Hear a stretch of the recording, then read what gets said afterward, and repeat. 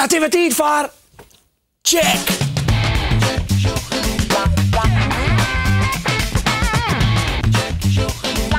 Check, shock en ontdek! Meer jeroer onder het eind van dit programma. Wat zit er in deze check?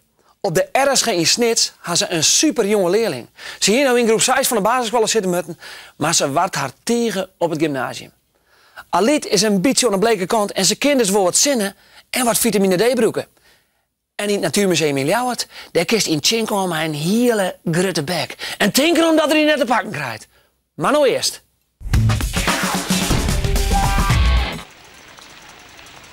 De Alvestedenkoorts is losbarsten. Nood het goed een week knap winter is en de verwachting is dat de kjeld onhoudt, gaat het op radio en televisie haast nergens oors meer over. Snijdt jong kwamen het bestuur van de Frieske Alvestedentocht en de rajonhaden bij elkaar. Ze bepraten de route van 230 kilometer. Er binnen nog te volle stikken die het net sterk genoeg binnen. Vooral in het zuiden van Friesland is het ijs nog lang net sterk genoeg. Er zal van alles ondien worden om het ijs sterker te maken, maar uiteindelijk moet de natuur het dwang. Waar zit Jon komen alle rajonhaden en het bestuur op bij elkaar om verder te bepraten hoe het met het ijs en de waasversissing liekt. Wacht ze dus. Maar spannend is het wel. Het wie alle je ijs willen aan de weekend. Ze water in Bolsward, in lange onderbroeken hudrin in elkaar op houtjes. Er kwamen een soort mensen al op de toertocht op een Jan Dirkspolder in Jennewaard. Meer dan 400.000 mensen gang met ijs op. Uiteindelijk was het zo druk dat de organisatie net meer mensen talenten koer. Het weer vet spannend. Hoe dik is het ijs en wat zei Piet? Het bestuur van de Oelesprong schreeuw haar een kwattebaanwedstrijd uit op Tongensie. En daar kon Nijlamer nog correct voor. Op Waarzitjon was de eerste kwattebaanwedstrijd in Nijlamer verrieden. Jesper Hospes was er eerste. Op de Oelesprong wie Freddy Wennemars de winnaar. De komende reportage gaat over een famke in het voortzet onderwijs. Ja, die grote squallen. Die had de heegste groepen van de basissquallen in het najensquallen met de mandje krijgen. Op de RSG in Snits en dan op de afdeling gymnasium zit in het eerste jaar een leerlinge van 9 jaar. Haar naam is Jentel Bark en zij had over groep 3 onder groep 8 van de basisscholen net 6 jaar, maar 3 jaar dien. Zodoende zit Jentel op haar 9e al in het voortzet onderwijs en binnen haast alle orenleerlingen van haar klasse 3 of 4 jaar ouder. Juwet joggen we even bij Jentel op de RSG en haar eerste les om kwartier is muziek. De leerlingen moeten 2x2 muziekmaatje en verschillende akkoorden spelen. En Satesjen is aan les hartstikke gezellig en leerzaam. Als de muziekleraar nog wat variatie ombrengen wil in de opdrachten die ze uitvieren moeten, roept er een groepje bij de piano. Van Jentel giet deze informatie erin als leiwetter in de eren. En nou zelfs ik nog even een muziekje. Maar nou breken. Ja, dat kan ik niet. Oké, ik ga het proberen. De tweede en de derde les is gymnastiek.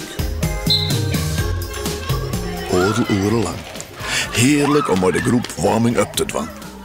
Jentel dacht tegen mij, want zijn gymles daar hoort ze wel van. Ik al is ze de jongste. Als je hem laat hangen, voel je niet. Wanneer merk je nou dat je heel erg jong bent? Als ik door de gang loop. Dan kijk ik om me heen en dan kan ik bijna niet zien. Maar ik loop altijd meestal door en dan zie ik het wel weer. Als de warming-up voorbij is, komen specifieke oefeningen op een matte. Ik bij deze les juist net direct dat Jentel een heegbegaafd famke is. Toch is het zo. Zo en dan handen los. Nee, laat even. Hoe wil je dat dan? Heegbegaafd. Vanaf je geboorte. Dan kun je zelf niet... Ja, je kan wel goed trainen, denk ik. Maar ik denk, ja, je kan nooit, zeg maar...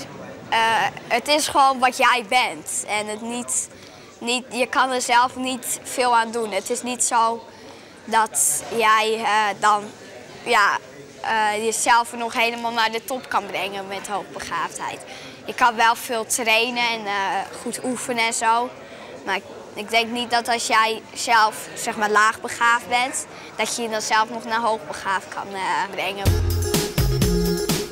Hoe komt het dat hij een reet hier had? Hoe komt het dat hij een bril had en oren net? Hoe komt het dat hij een wat groter is dan oren?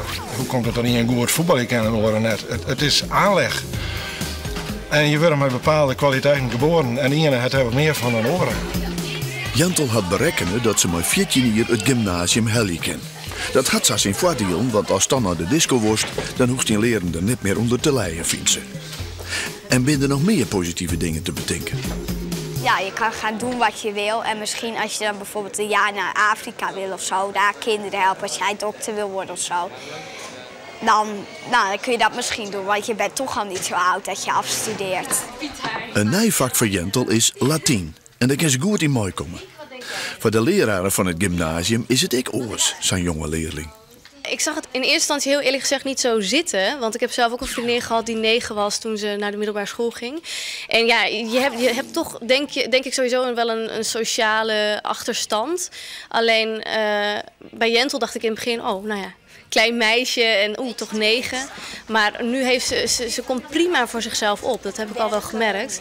En ik denk eigenlijk dat ze wel goed in de klas past. Maar natuurlijk blijft ze wel altijd een beetje mijn zorgenkindje. En ga ik altijd wel, maak ik veel praatjes met haar. En ze zit ook altijd vooraan. Dat is voor mij heel prettig. Dus ja, ze kan zo dingen aan mij vragen als er wat is. Jentel liet het er zelf net zo volle moeite mee te hebben om zo jong al op het gymnasium te zitten. Maar hoe vinden orenleerlingen in haar klasse dat? In het begin vond ik het wel raar, maar ik merk het nu niet echt meer dat ze veel jonger is.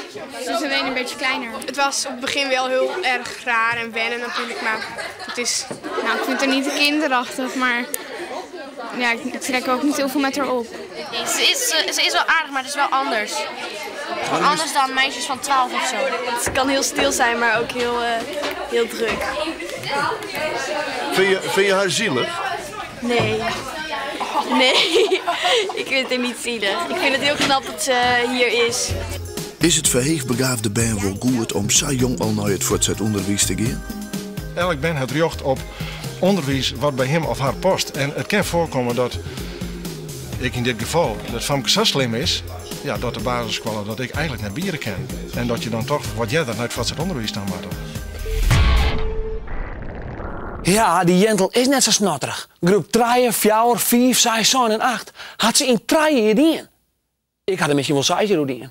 Ik zal je hem alles maar net vertellen. Maar had ik nou diezelfde school als Jentel aan hier, dan heb ik het misschien wel in 2 jaar doen kunnen. Jentel Bark komt van basisschool de 3 master in Snits. En hoe is het mogelijk?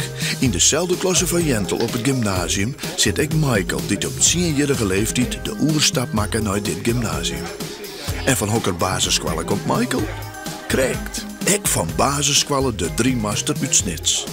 Wie het wel leuk op die basisschool? Nou, eigenlijk zat ik de hele tijd te verlangen naar de pauze. De hele tijd keek ik op de klok. Nog 10 minuten en dan is het pauze. En dan was het nog 9 minuten. En zo ging het door. Mis je iets van de basisschool? Ja, de knusheid. Wij hadden altijd een heel gezellig basisschooltje. Iedereen kende iedereen en zo. Lekker gezellig en dan ging je daarheen en zo. Als je heel begaafd bent, kan je dan heel goed onthouden? Ja, ik denk wel dat dat een kwaliteit is. Je hebt een verdraaid goed geheugen. Je kan goed onthouden. Ja. Ik zelf zag dat bijna zeggen van meester vrienden zijn je dat en dat en nog is je dat en dat. Dus dat klopt net helemaal. Hoe zit dat nou eigenlijk? Want die ben vaak een feilloos geheugen. Kost het dus zo wat inspanning als het heel begaafd bent? Vroeger was ik altijd, ik kon wel 12 uur op blijven, weet je wel.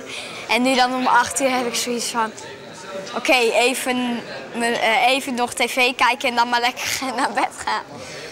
Dan meestal moet ik dan nog wat dingetjes doen en dan lig ik in mijn bed en dan heb ik zoiets van, eindelijk.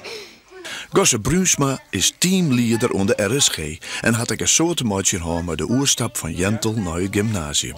Hij weet als geen oor wat deze squallen bij Jentel om tinkermat. Straks in de 12 in de treden, dan ben de verschil nog groter. Want dan is Jentel 10 of 11 en dan ben de oren 14 en 15 en dan zien we toch wel hele grote verschillen. Dus we moeten wel scherper wezen dat we het dan goed in de gaten houden. Als alles goed gaat met Jentel op het gymnasium, dan kan ze al met 14 jaar van squallen af. Maar waar kan ze dan heen? Naar de universiteit? Kind dat dan al?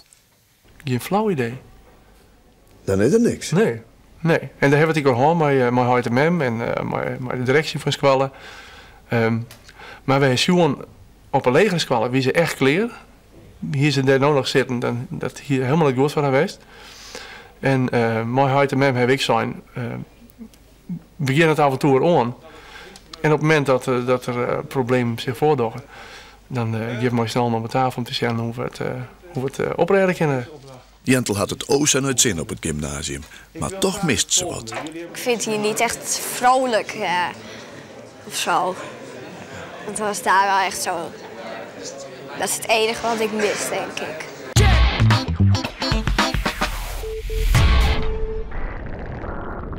En dan nou het Natuurmuseum in. Dat gevaarlijke ding. Ja, die grote bek. Waar is er?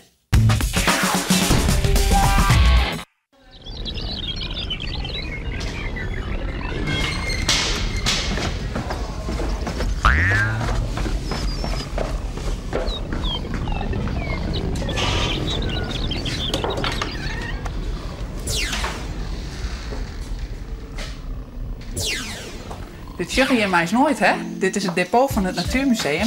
En we hebben hier haast 240.000 spullen. Met al je bisten, kosten met bisten, laders met aaien en met flinters. En deze hoed die ik hier heb, die komt hier ook uit het depot. En waarom staat het net in het museum? Nou, daar heb ik geen plak voor om al die spullen in het museum zelf te zetten. En we hebben het misschien nog wel eens nodig voor een tentoonstelling in de toekomst. En verder heb ik broeken voor onderzoek. Dus ik heb bijvoorbeeld nog Sjan, hoe vroeger de natuur eruit zegt. Nou, ik heb hier laders met aaien. En laders met flinters.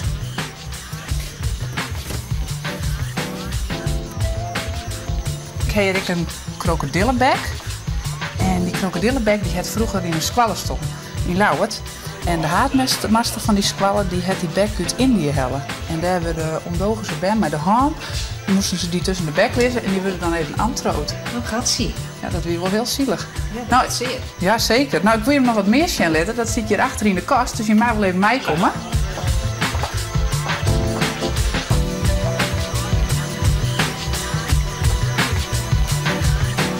Ik heb hier een aantal stroomlippen.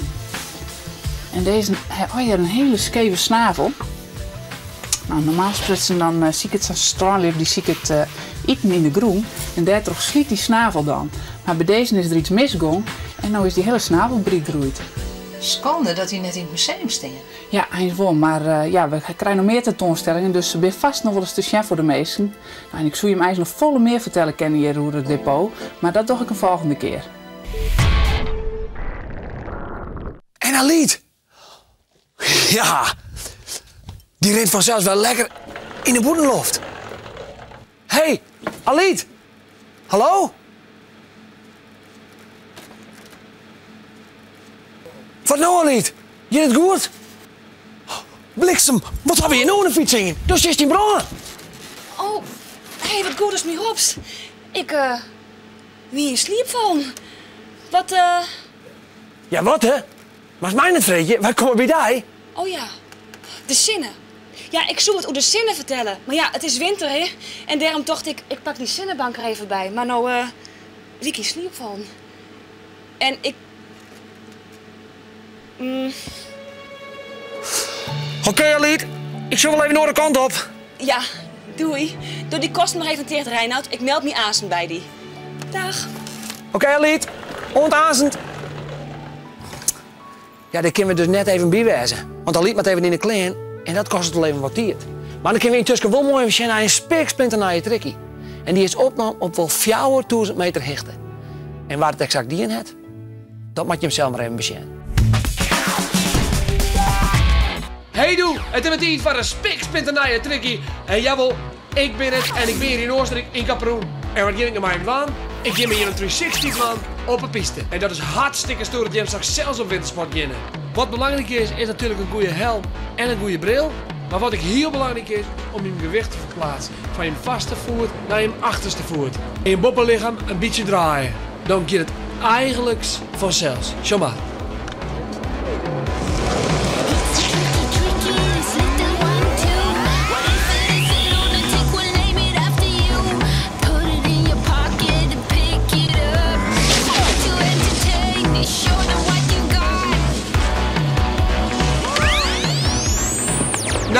dat moeilijk of net? Je kunt dus alvast goed oefenen en dan wens ik je alvast een hele mooie wintersport. En dan voorzichtig gewoon, hè. Houdo! Ja, machtig mooi hoor, dat snowboarden. Ken je hem dat ik? Reinoud? Hallo Do. Mijn vriendinnen van de Zinnen. Ja, de Zinnen. Haliet! Hey, daar wie ik weer. Ze staan er gewoon in februari, maart. Ja, de winter weer wat onkracht. En wordt het ook weer warmer. Maar lekker bruinbak op het stroom. Safir is het nog lang niet vanzelfs. En daarom is haar zinnenbank wel even lekker. Wist je dat het heel goed is om in de zinnen te zitten? Krijg je er niet alleen nog een lekker kleurke van, maar het is ook heel gezond om de zinnen te vieren. Als die goed insmast en niet te lang vanzelfs. Van de zinnen krijg je namelijk vitamines. Krijg dus van sinaasappels, kiwis of bloemkool. Maar er is één verschil. Deze vitamines hoest net op te eten. Ze binden dus echt niet vies. En van de zinnenbank krijg je dat dus ek. Daarom vinden een soort mensen het heel lekker om in de winter even onder de zinnenbank te gaan. Daar knappen ze van op, zeggen ze dan. En dat is dus ook echt zo. Want op die manier krijgen ze wat extra vitamine binnen. En dat zit hem in de ultraviolette straling. Die de zinnen en de zinnenbank ek maakt. In die straling zelf zitten nog je vitamines. Ja, dat ken ommers ik net. Zinnenstraling kies niet eten, ik geen voeding. Nee, die vitamines die zitten ijs al in die lief.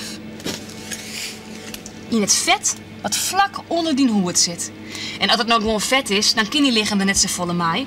Maar die ultraviolette straling die prikt door die hoed heen en komt bij dat vet. En zet dat vet om in vitamines. In vitamine D, om precies te wezen. En vitamine D, dat is hartstikke belangrijk, want dat helpt om die bonken sterker te maken. En sterke bonken, ja, dat betekent een sterk lichaam.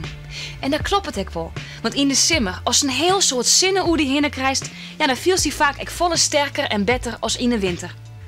Dat ontdutsende meesten pas goed doet de fabrieken opkwamen, dik 200 ierlien. Ben moest een hele dagen werkje in donkere gebouwen. En als ze boeten kwamen, dan zegen ze nog geen zinnen. Want de donkere wolken uit de fabriekspiepen die houden de zinnen in. Deze ben waren vaak ziek. De bonken waren zwak. En dus kregen ze kromme regen, jerms, voeten. Dat wie het beste bewijst dat de zinnen goed voor die is. Boetenbradje is dus echt belangrijk. Zeker ook in de winter op een mooie dag. En zo'n eten vanzelfs. In groente en in fruit zitten een soort vitamine. Vitamine A, B en C. Vitamine D zit dus vooral in de zinnen, maar ook in vis. In jerring, in tonijn, in iel en in zalm. Dus, Reinoud, ik hoop echt dat je het nou goed begrepen hast. Niet stinnen, maar zwaar je voor groente, fruit, vis en zinnen. Oké, Aliet, bedankt. En nou snap ik waarom dat het seizoen niet jocht. Ik zal die riet opvolgen en dan zal ik die na je weekend weer boeten. Houdo! Check, show en ontdek! Verder. Haha, check nice. En dit idee hebben ze betocht in Marsum. 2 weken geleden hingen wij om eens een reportage over de striptekenaar van Piet. En ik ging hem vragen om een idee in te sturen voor de strip Piet. En er is een fantastische reactie op gekomen van de Polen uit Marsum. Het idee van de Marsumers had Lipke Verveda helemaal uittekenen. En dit is het resultaat. Hij heeft nou ik zo'n fantastisch idee? Stuur het dan in naar check@omroepfriesland.nl. En ik had nog een paar berichten van je. Het Songfestival in Drachten. Jim Squalle had altijd goed is daar een brief voor kregen. Op je ken nog, want zwaar je ervoor dat je mij doet, want de beste 10 squallen die komen in de finale. En dan zorg je hem Aliet en mij. Want wij maken together die finale presenteren. De finale die is trouwens op 24 mei in de Lawaai in Drachten. En misschien komt Iris Kroes dan ik nog wel even deel. En dan had ik nog een bericht van je. Oh nee, dat doet Aliet. Hey, het is weer tijd voor vlinders. Voor vlinders in de buik, want het is haast Valentijnsdag. Hast u nou een hele leuke boodschap voor Ian, geheim of niet? Laat het u weten via check.nl. Dan zwaag je wij ervoor dat 10 Valentijnsboodschap op Valentijnsdag in Check op de televisie komt. Dit weet alweer. Na je weekend check ik je weer en na je weekend checkst u mij weer. En best wel even maar squal het is op best, maar dat kind nou nog. En waar weet, misschien gaat het on. Misschien zal het heven. Houdo!